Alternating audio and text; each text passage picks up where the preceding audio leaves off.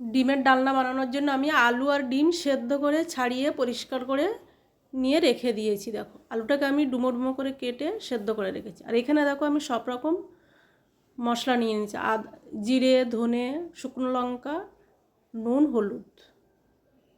আর এইখানে নিয়ে নিয়েছি আমি রসুন, আদা, কাঁচা লঙ্কা, টমেটো পেস্ট আর কিছু গোটা গরম মশলা নিয়েছি। প্রথমে আমি ডিমগুলোকে ভালো করে ভেজে নেব, হালকা করে, নুন হলুদ ছাড়াই। হয়ে গেল ডিমগুলো ভাজা। এবার আমি এই তেলে আলুগুলোকে ভেজে নেব। অনেকে এখানে কাঁচা আলু ব্যবহার করতে পারো, কিন্তু আমি খুব ইজি রান্নাটা করব সিম্পল মশলা দিয়ে, তাই আমি আলু আর ডিম একসাথে আগে সেদ্ধ করে নিয়েছি। আলাদা করে আলু সেদ্ধ করতে গেলে অনেক টাইম লাগে। ভেজে রাখা তেলে আমি দিয়ে দেব গোটা মশলা, তেজপাতা, লবঙ্গ, শুকনো লঙ্কা আর গোলমরিচ। গোটা মশলা দিলে তরকারিতে ফ্লেভার ভালো আসে।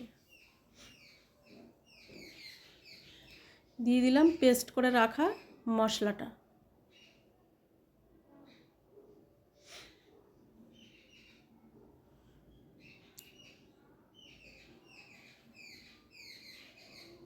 দিয়ে দিলাম গুঁড়ো মশলাগুলো, নুন হলুদ ধনে জিরে।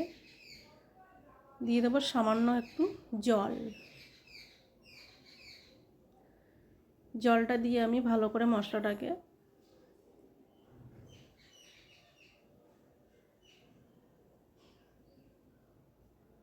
মশলাটার কত সুন্দর কালার ধরেছে দেখো।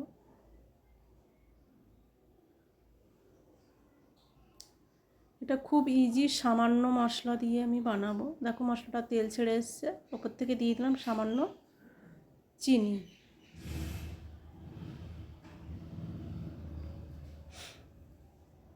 আমি ভেজে রাখা আলুটা দিয়ে দিলাম।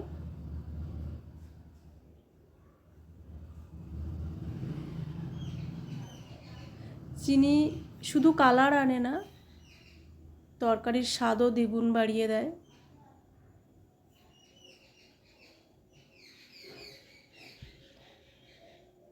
সামান্য জল দিয়ে দিলাম। এটা আমি সামান্য গ্রেভি রাখবো।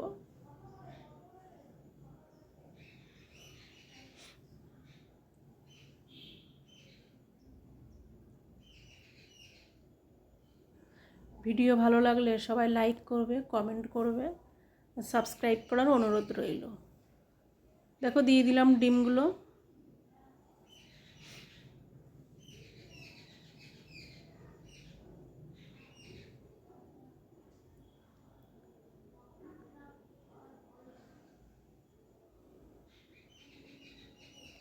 ওপর থেকে আমি একটু ভাজা মশলা দিয়ে দিলাম, মানে যেটা চাট মশলা, সব রকম গোটা মশলাকে গুঁড়ো করে একটা মশলা তৈরি করে রাখা।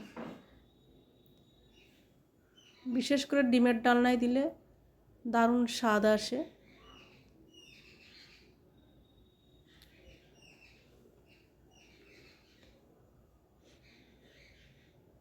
খুব সুন্দরভাবে কালার এসছে।